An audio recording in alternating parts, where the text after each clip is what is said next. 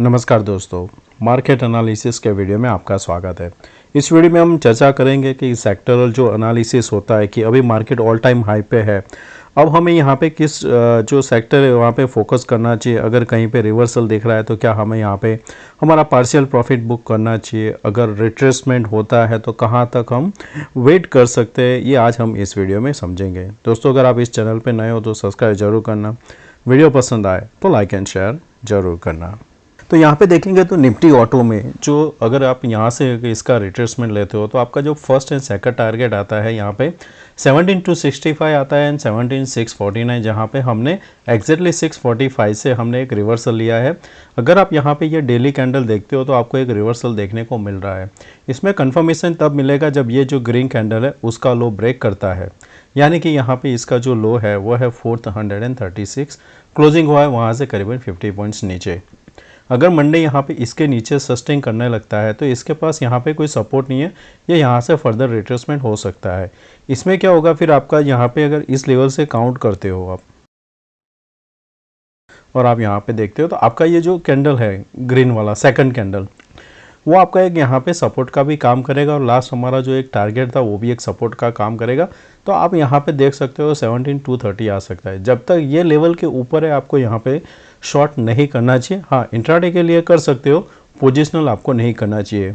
यहाँ पे क्या होगा, क्योंकि अगर आप पैटर्न के हिसाब से देखते हो, यहाँ से अगर आप लेते हो तो ये आया, ये आएगा और इस हिसाब से ये कंटिन्यू जा सकता है। तो अभी शॉर्ट मत करना ऑटो को, पर अगर इंट्राडे करते हो तो यहाँ पे आने के बाद एक बार प्रॉफिट बुक कर लेना और आपका री एंट्री तभी होना चाहिए। ये जो ग्रीन कैंडल है इसके ऊपर यहाँ पे आपका इंडेक्स क्लोज होता है निफ्टी ऑटो का, तो आप कर सकते हो, नहीं तो पॉसिबल है यहाँ पे थोड़ा टाइम बिताने के बाद आपको नया ब्रेकआउट देखने को मिला है निफ्टी ऑटो में।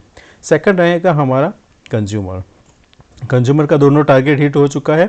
अभी हमारे लिए यहाँ पे देखेंगे तो कोई नेगेटिव अभी भी कैंडल नहीं है, तो क्या हम इंट्राडे में भी शॉर्ट कर सकते हैं? नहीं, हमारे लिए चाहिए यहाँ पे एक नेगेटिव कैंडल। अगर हम यहाँ पे सिमिलर कैंडल बनाते हैं, हम यहाँ पे मंडे को यहाँ तक अगर रेड कैंडल आ जाता है, ट्वीज़र बन जाता है, तो आप वहाँ पे उसके नेक्स्ट दिन यानी कि आप ट्यूसडे को एक इंट्राडे के लिए शॉर्ट कर सकते हो। तब आपका टारगेट यहाँ तक का होना चाहिए। ये जो यहाँ पे गैप छुटा हुआ है वहाँ तक एक बार आ सकता है। आपको यहाँ पे पोजिशनल शॉर्ट या तो आपका जो पोर्टफोलियो उसमें से एग्जिट करना है तो यहाँ पे ये रेड कैंडल के नीचे ही करना होगा, नहीं तो अब तक आप होल्ड कर सकते हो। पर अगर किसी के पास यहाँ पे लिया हुआ है ये लेवल से और यहाँ पे अगर ट्वीज़र बनता है तो एक बार प्रॉफिट बुक करने का, फिर से अगर इसके ऊपर होल्ड करता है तो आप वापस उसी में एंट्री कर सकते हो। एनर्जी में भी एक यहाँ से ब्रेकआउट आया था, अगर आप चार्ट के हिसाब से देखते हो तो यहाँ से ये जो ट्रेंड लाइन बनता है इसका ये ब्रेकआउट था, कंफर्मेशन हुआ, फिर से ब्रेकआउट आया, इस जगह पे कंसोलिडेशन किया, फिर ब्रेकआउट। लास्ट जो कैंडल बना है यहाँ पे ग्रीन कैंडल दिख रहा है, पर ये एक नेगेटिव कैंडल है क्योंकि ऊपर से सेलिंग आया हुआ है। हमारे लिए इंपॉर्टेंट क्या रहेगा कि वापस ये अगर 29,630 के ऊपर सस्टेन करने लगता है, वापस ये 30,000 जाएगा। तो जब ये वापस 30,000 के साइड जाएगा तो आपको यहाँ पे फिर से इंट्राडे में आप एंटर कर सकते हो। फ्रेश अभी भी नहीं करना है। फ्रेश के लिए क्या होगा कि आपको इस लेवल के आसपास मिल जाता है तो क्या होगा, आपका स्टॉप लॉस बहुत छोटा हो जाएगा, 29,060 हो जाएगा। तो इस लेवल के आसपास सिमिलर अगर कोई यहाँ पे बुलिश कैंडल मिलता है तो आप एनर्जी के जो स्टॉक रहते हैं उसमें आप एंट्री कर सकते हो। शॉर्ट के लिए अभी मैं नहीं कह रहा हूँ, शॉर्ट इसके नीचे ही बनेगा, तब तक शॉर्ट नहीं बनेगा। यहाँ से बाउंस आ सकता है और मंडे अगर गैप अप ओपन होता है तो एनर्जी के स्टॉक में आपको एक अच्छा सा मूव ऊपर की साइड देखने को मिल सकता है। FMCG काफ़ी टाइम इसने कंसोलिडेशन किया था, अगर आप देखोगे तो जुलाई से लेके अपना नवंबर, यहाँ पे ये जो 3-4 महीना कंसोलिडेशन हुआ है उसका ब्रेकआउट आया हुआ है। इसका जो रेंज है यहाँ पे ये ऊपर में 52,900 है, नीचे में 50,900, करीबन 2,000 पॉइंट है। तो जब भी ऐसा कोई ब्रेकआउट आता है, सस्टेन करता है, तो आपको यहाँ पे 1:2 एक बार मिल सकता है, यानी 4,000।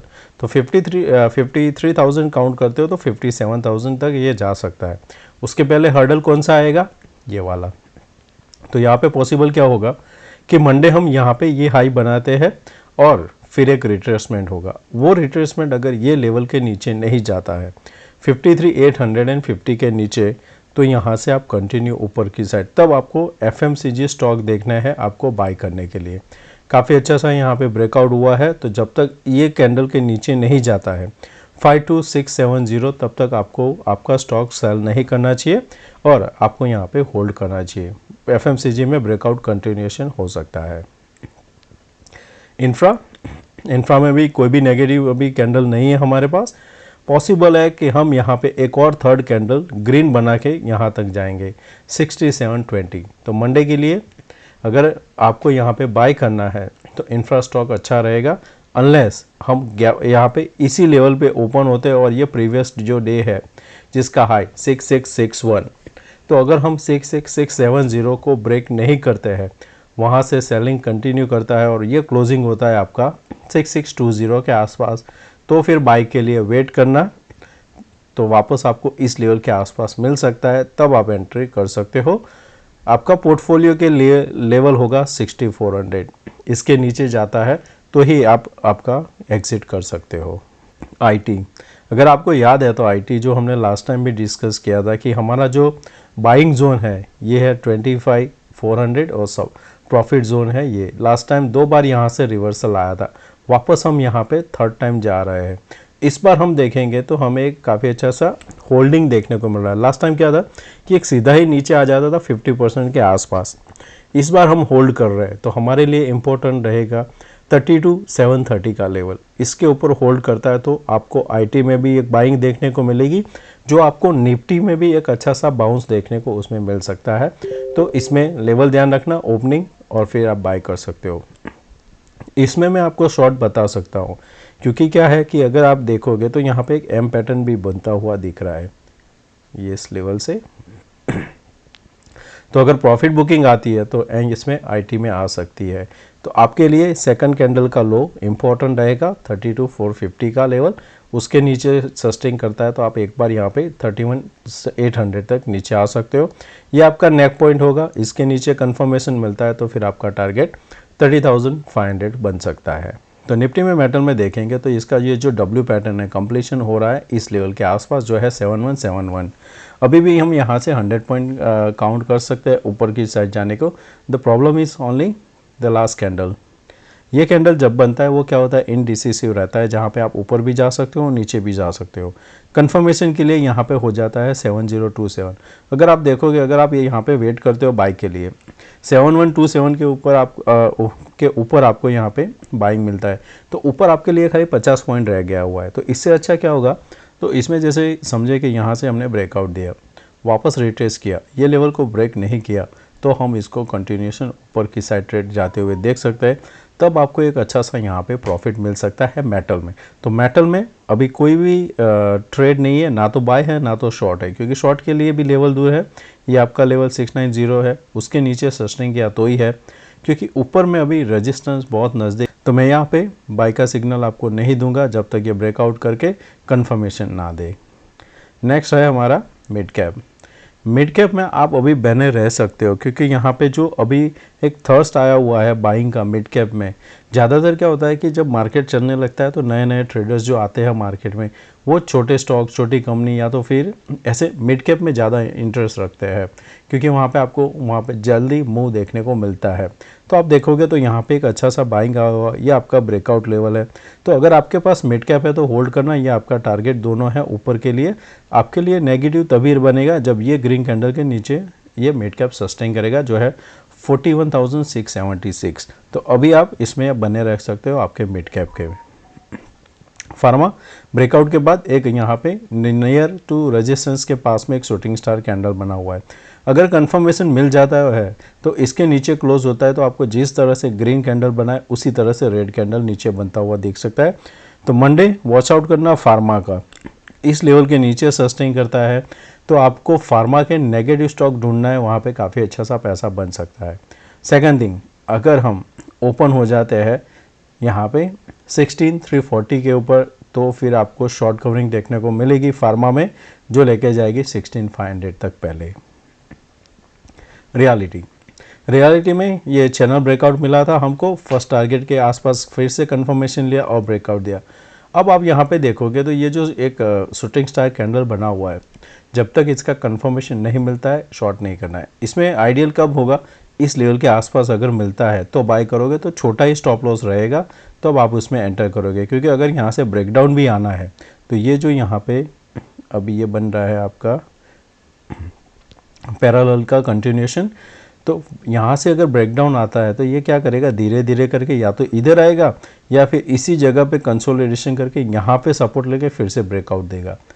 तो शॉर्ट नहीं करना है, ये लेवल का वेट करो, इस लेवल पे आता है तो बाय कर सकते हो, एक अच्छा सा ऊपर की साइड ब्रेकआउट मिलेगा, तब आपका यहाँ पे जो चार्ट बनेगा वो इस हिसाब से यहाँ पे बन सकता है, इस लेवल पे आएगा और फिर ब्रेकआउट। सेकंड चीज़ क्या हो सकती है, ये ब्रेकआउट दे दिया है, अब क्या करेगा, ये यहाँ पे होल्ड करेगा, ऐसा यहाँ पे एक फ्लैग पैटर्न बना के फिर से ब्रेकआउट देगा।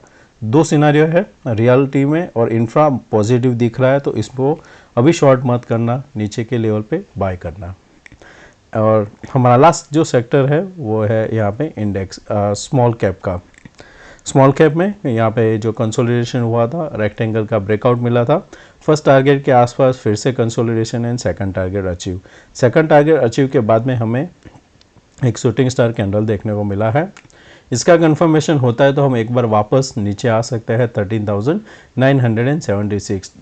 ज़्यादातर क्या होता है कि ऑल टाइम जब मार्केट होता है तो सबसे ज़्यादा लोग का पैसा mid cap and small cap में रहता है, तो जब मार्केट गिरता है तब ये पहले यहाँ पे सर्किट लगाते हैं, या तो 10-12% ऐसे गिरते हैं, तो आपको ये इजीली नीचे आता हुआ दिखेगा। जैसे आप देख सकते हो, एक ही कैंडल, 3 कैंडल, 2 कैंडल, तो यहाँ पे ध्यान में रखना, अगर ये लेवल के नीचे सस्टेन करता है, आपके पास स्मॉल कैप है, प्रॉफिट है, तो एक बार एटलीस्ट 50% बुक कर सकते हो। तो दोस्तों मैं आशा करता हूँ आज का ये वीडियो पसंद आया होगा, अच्छा लगा है तो दोस्तों के साथ शेयर करना, लाइक करना, एंड मिलता है नए वीडियो में। Take care, bye bye.